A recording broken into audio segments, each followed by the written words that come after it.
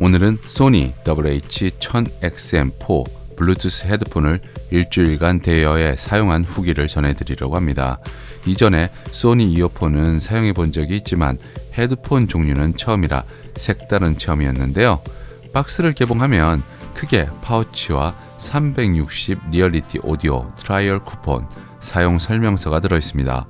파우치는 제품의 색상과 비슷한 컬러인데 패브릭 소재를 사용했고 둥근 알약 디자인입니다. 파우치 알을 열어보면 소니 WH-1000XM4 블루투스 헤드폰 본체가 접힌 상태로 보관되어 있어요. 본체는 접혀지기 때문에 보관하기가 편리할 것 같고요.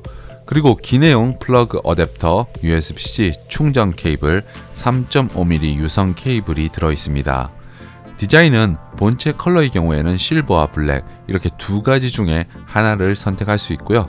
개인적으로는 실버가 아이보리 느낌의 부드러운 색상이라서 더 괜찮지 않나 생각합니다. 이어패드와 헤드밴드에 사용된 재질의 경우에는 인조 가죽 같은데 얇지만 촉감이 아주 괜찮더라고요. 넓은 이어패드의 경우에는 귀를 편안하게 감싸주는데 겨울에는 이어폰보다 헤드폰을 쓰면은 보온 효과도 기대할 수 있을 것 같습니다. 이런 점에서 여름에는 이어폰, 겨울에는 헤드폰 이렇게 써도 좋지 않을까 생각되고요. 촉감이 좋아서 장시간 착용해도 편안함을 유지해 줬었고요. 헤드밴드는 장력을 개선했다고 하는데 강한 장력을 적용한 제품들은 장시간 쓰고 있으면 머리가 지끈거리기도 한데 그런 건 없었습니다. 이어패드 안쪽에는 까만색으로 된 네모난 무언가가 장착되어 있는데 이게 착용 감지 센서라고 하더군요. 착용했을 때 음악이 플레이되고 벗었을 때 멈추는 역할을 하는데요. 요즘 블루투스 이어폰에 많이들 적용하고 있어 그렇게 낯설게 다가오지는 않았습니다. 여기에 더해서 소니 WH-1000XM4 블루투스 헤드폰에는 2개의 가속도 센서가 추가되었다고 하고요. 전체 무게의 경우에는 250g으로 헤드폰이라는 점을 생각한다면 적당하더라고요. 무겁지 않으니까 휴대 시 가볍게 착용하기에도 괜찮았습니다. 이어패드 하단부에는 USB-C 충전 포트와 3.5mm 케이블 포트가 있고요. 왼쪽 이어패드에는 전원과 모드 전환을 위한 커스텀 버튼이 위치하고 있습니다. 그래서 빠르게 본인이 원하는 모드로 컨트롤이 가능했고요. 전체적인 디자인은 사용자의 머리형에 맞춰 편안하게 쓰고 이용할 수 있는 구조였고 귀에 와닿는 압력을 완화해주는 우레탄 폼 이어패드가 편안함을 전해줬습니다. 이어폰의 작은 폼팩터와는 달리 상대적으로 큰 폼팩터를 장착한 헤드폰은 공간감이 이어폰보다는 괜찮았는데요. 이것은 드라이브 크기와 무관하지 않다고 생각됩니다. 소니 WH-1000XM4 블루투스 헤드폰의 경우에는 액정 폴리머 LCP 다이어프램을 갖춘 40mm 드라이버를 장착했다고 하는데 다이어프램이라는 거는 탄성이 있는 얇은 막으로 힘과 흡수하는 특성이 있다고 합니다. 그래서 최대 40kHz의 광범위한 주파수 범위를 재현할 수 있다고 하는데요. 제가 사운드 관련 전문가는 아니지만 소리를 들어보면 저음에서 고음역대까지 안정적인 표현을 해주는 것 같습니다. 물론 고가 유선 헤드폰과 비교하면 차이는 있겠으나 HD 노이즈 캔슬링 프로세서 QN1에 통합된 내장형 아날로그 앰프를 적용해서 신호대 노이즈 비와 낮은 왜곡을 구현했다고 합니다. 이글 AI 인공지능 DSEE 익스트림 디지털 음질 개선 엔진을 통해서 압축된 디지털 음악 파일이 실시간으로 업스케일 된다고 합니다. 간주와 노래를 별개로 구분해 압축 과정에서 발생하는 소실된 고음역을 복원해 주기도 한다는데요. 이런 과정을 거쳐 최대한 좋은 음질의 사운드를 사용자에게 전하다 보니까 만족스러운 사운드를 청취할 수 있을 것 같습니다. 맡긴 저도 풍부한 사운드를 경험할 수 있었는데요. 스마트폰, 태블릿 등의 모바일 장치에서 나오는 음원을 이어폰으로 듣는 것보다는 확실히 풍부하게 사운드를 들을 수가 있었습니다. 소니 하면 노이즈 캔슬링을 쉽게 떠올리게 됩니다. 이전 사용했던 이어폰과 같이 두상이나 귀의 모양을 분석해서 기압 최적화를 하는 등의 개인에게 맞춤형 노이즈 캔슬링 기능도 제공하고 있는데요. 헤드폰 커넥트 앱을 통해서는 주변 사운드와 소음을 구별해서 지하철역에서 들려오는 안내 멘트와 같은 중요한 내용들은 헤드폰을 장착한 상태에서도 들을 수가 있습니다.